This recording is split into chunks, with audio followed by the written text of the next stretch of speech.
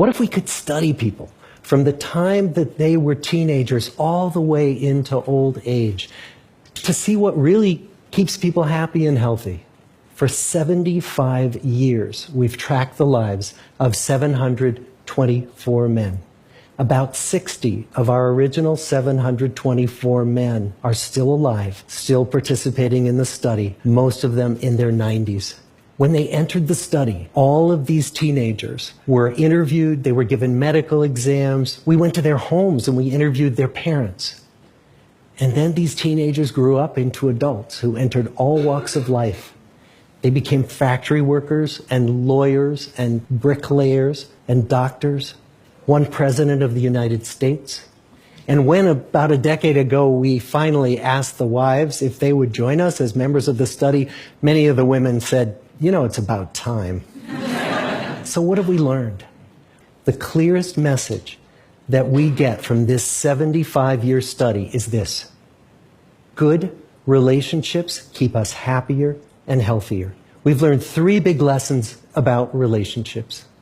The first is that social connections are really good for us and that loneliness kills. It turns out that people who are more socially connected to family, to friends, to community are happier, they're physically healthier, and they live longer than people who are less well connected. And the sad fact is that at any given time, more than 1 in 5 Americans will report that they're lonely. And we know that you can be lonely in a crowd and you can be lonely in a marriage.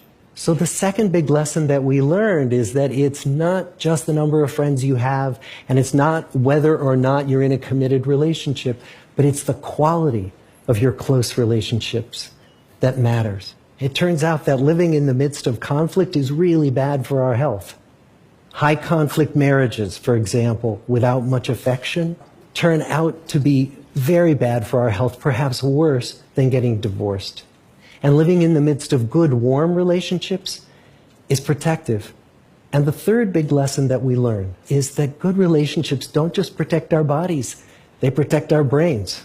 It turns out that being in a securely attached relationship to another person in your 80s is protective. That the people who are in relationships where they really feel they can count on the other person in times of need, those people's memories stay sharper longer. So what about you? Let's say you're 25, or you're 40, or you're 60. What might leaning into relationships even look like? It might be something as simple as replacing screen time with people time, or livening up a stale relationship by doing something new together. Long walks or date nights, or reaching out to that family member who you haven't spoken to in years. The good life is built with good relationships.